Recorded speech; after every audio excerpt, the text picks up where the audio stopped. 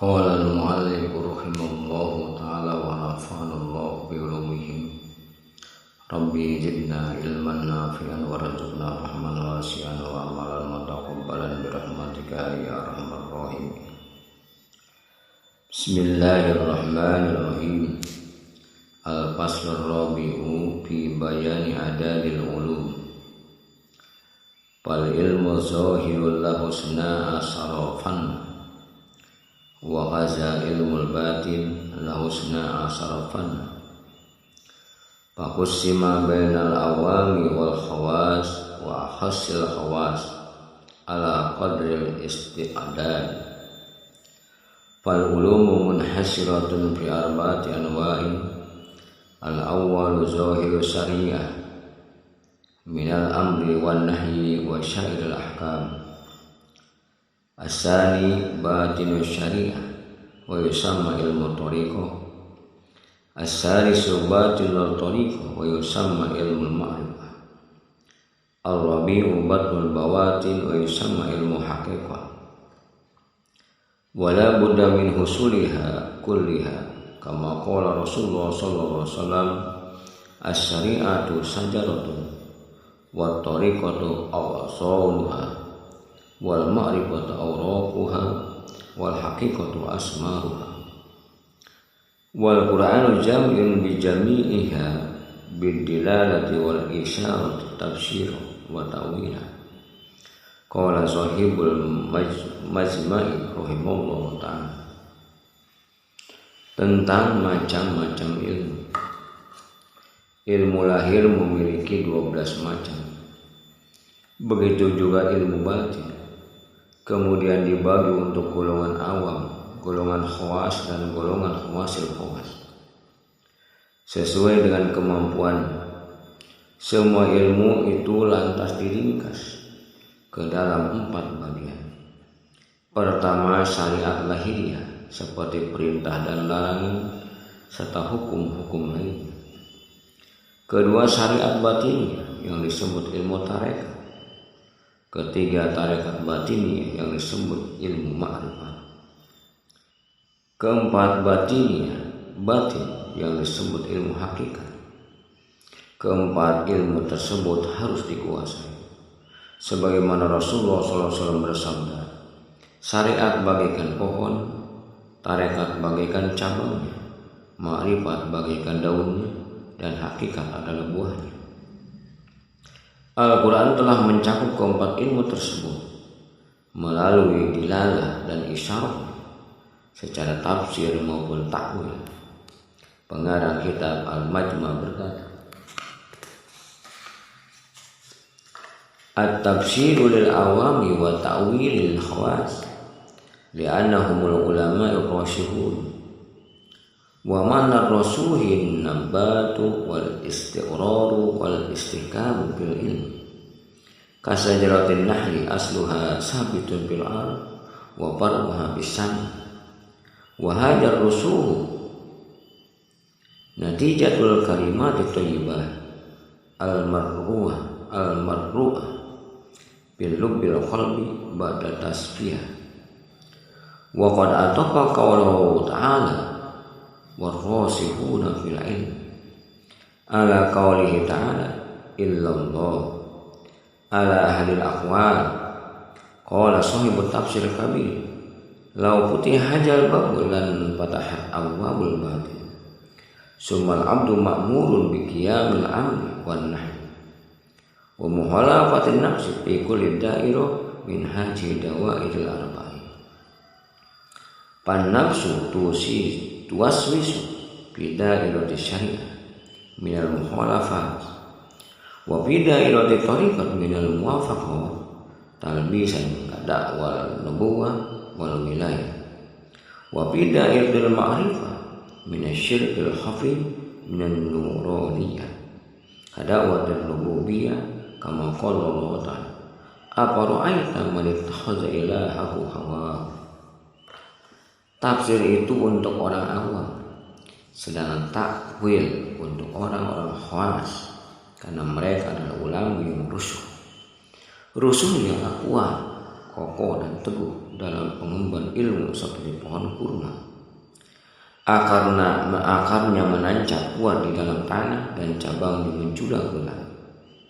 Sifat rusuh ini adalah hasil dari lazimnya zikir kalimat thayyibah yang ditanam dalam lubuk kalbu setelah suci daripada noda. Allah Subhanahu wa taala sendiri telah menghubungkan dengan waw atau kata ar-rasihun pada lafaz illallah dalam surat Al-Imran ayat ke-7. Ini menurut salah satu pendapat pengarang kitab At-Tafsir Al-Kabir berkata, bila pintu rusuh ini dibuka, maka terbukalah segala pintu makna batin.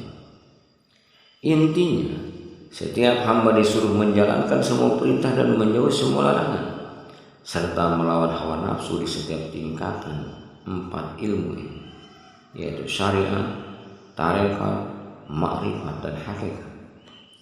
Hawa nafsu akan menggoda di ruang lingkup syariat ini untuk melakukan hal-hal yang berlawanan dengan syariat.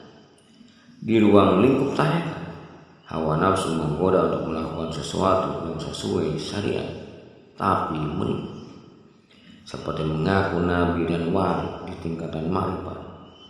Hawa nafsu menggoda dengan syirik hobi dari bangsa cahaya, seperti mengaku Tuhan. Allah Subhanahu wa taala berfirman, maka pernahkah kamu melihat orang-orang yang menjadikan hawa nafsunya sebagai Tuhannya? Al-Quran surah Al-Furqan surat ke-45 ayat ke-23.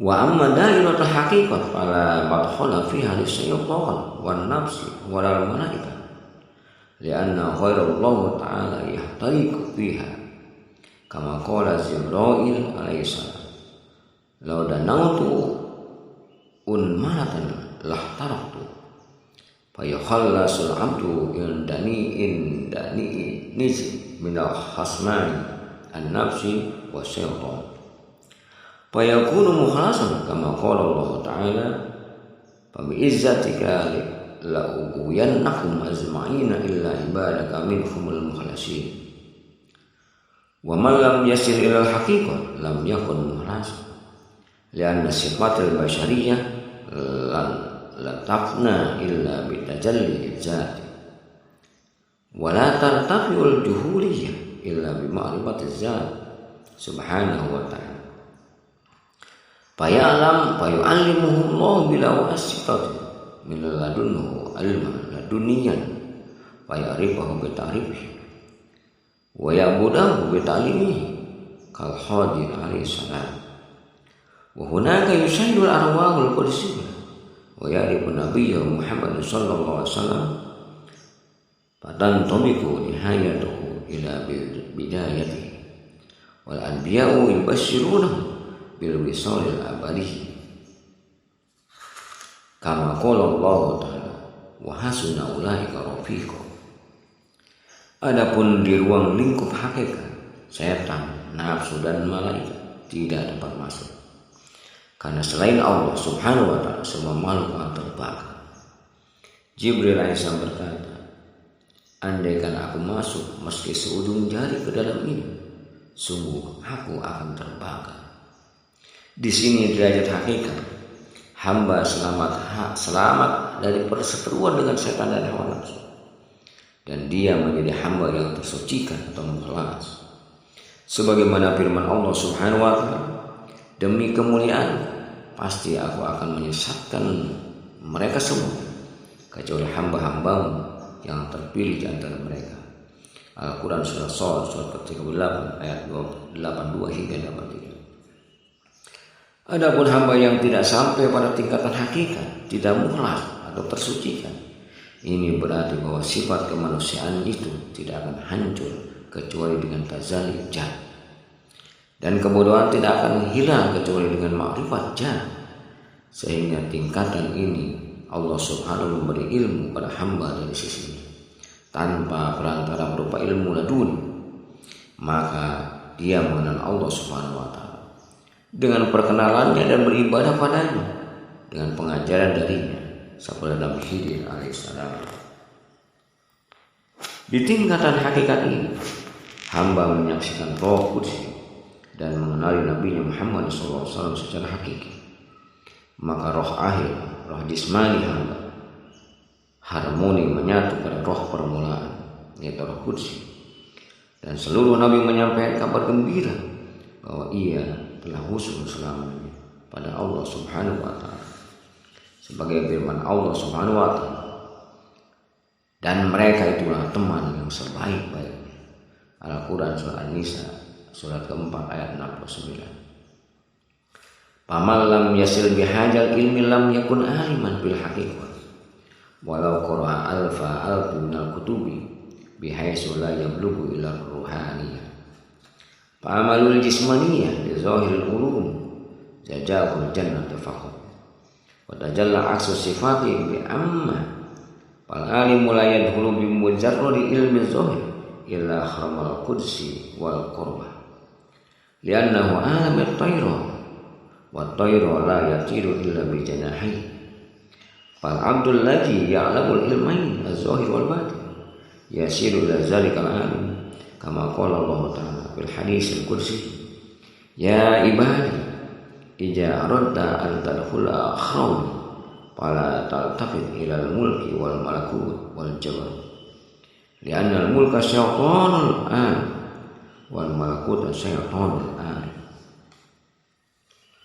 Hamba yang tidak sampai tingkatan ilmu hakikat ini tidak dapat disebut alim secara hakiki, walaupun ia membaca sejuta kitab, sebab ia tidak sampai pada rohaniah.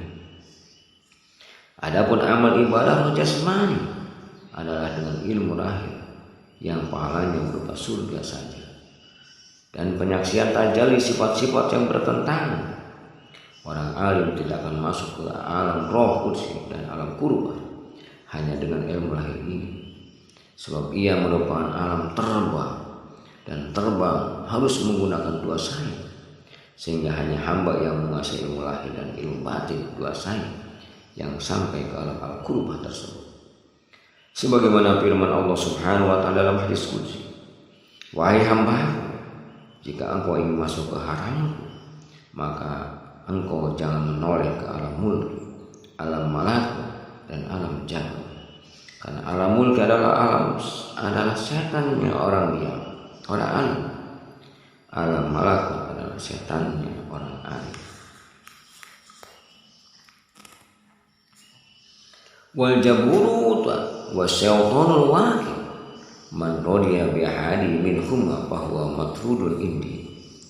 Wal murad minhum matrudul qurbati la matrudul darajat wa huwa yatlubuna al qurba wa la yasiluna ilayhi li'annahum tami'u ghairu matma li'anna lahum janah wahid wa li'anna li ahli al qurbati al kamilati fiha ma la ainun ra'at wa la udhun sami wa la khatara ala qalbil basar wa hiya jannatul qurba la fiha hurun wa la qusurun wa la asal wa la laban wa yanbaghi lil insani an ya'rifa maqdar wa la yadda'i li nafsi ma laysa yahiqqu lahu.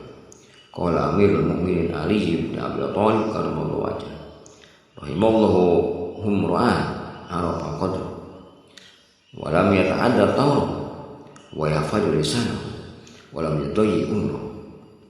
Wa yanbaghi lil alim an yuhassila ma'na haqiqatil insani lil musamma bi tibril ma'ani wa yurattibahu bi mulazamati asma'i tauhid wa yakhruju min alam. Dari alam jabarut adalah setannya al-waqi, dan alam jabarut adalah setannya al-waqi. Siapa yang tergiur salah satu dari keduanya, maka dia tertolak dari sisi. Maksudnya dia tertolak dari alam al-qurbah, tapi tidak tertolak dari surga.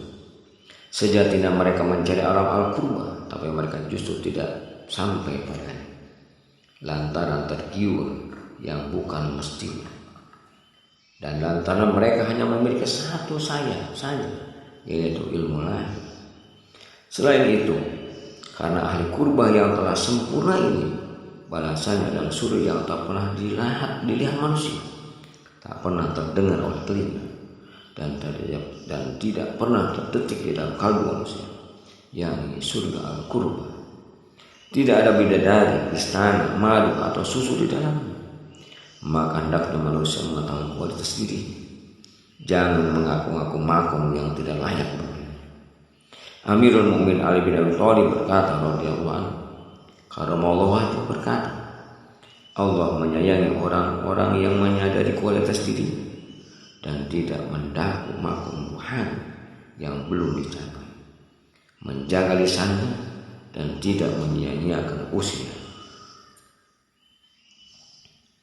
Sudah seharusnya bagi orang yang alim untuk dapat menggapai hakikat manusia yang dinamakan tibbul ma'ani, untuk kemudian melewatnya dengan melazimkan zikir, asma tauhid, lalu keluar dari alam al-jismaniyati ila alamir ruhani, wa huwa alamu syirri laisa fihi wallahu dayyan, wa huwa kama syari sahra min nurin la nihayata lahu, wa tibtul ma'ani yatiru fiha wa yara al-azali wa wal ghuraiba fiha lakin la yumkinu al-ihbaru anha, wa hiya maqamul wahidin alladzina panau min ta'yinihi bi ainil wahdah, falaysa lahu bisirri illa ru'yatun nur jamalillahi ta'ala, kama la yara nafsahu iza tala'at as-samsu bihi, fala jarama anal insana la yara nafsahu bi muqabalati jamalillahi ta'ala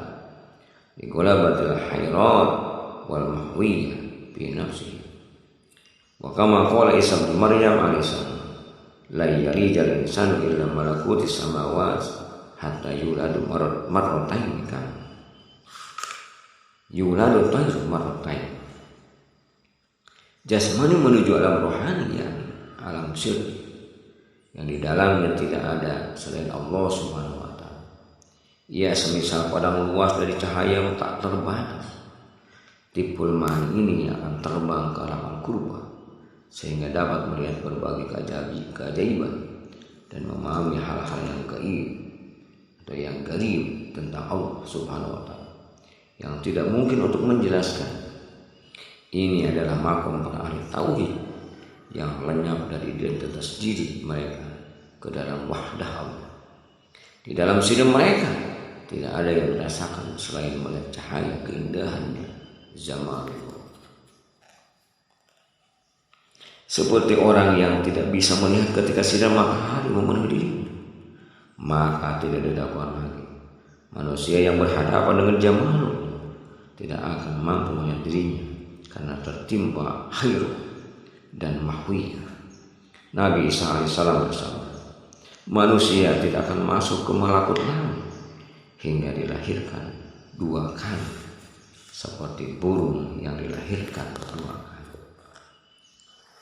Wal muradu minhu tuwalludut tiblil ma'nawi ar-ruhani min haqiqatil qabiliyatil insan wa huwa sirrul insan yajharu wujuduhu wa ulumuhu malijtama'i nuril ilmi syar'i wa ilmi haqiqah, lianna al-walada la yahsulu illa malijtama'i nutfa'i ta'nutfatain min ar-rajuli wal mar'ati, kama qala ta'ala inna khalaqnal insana min nutfatin amsaj ba'da zuhuri hajal ma yasul umur min buhuril khalqi illa qu'udil amr bal kullul alam bi zalil alim al-ruh ka kitrati ma min bahri wa ba'da zalik tufadul ulum ruhaniyatu wal laduniyatu bila harfin wala sautin.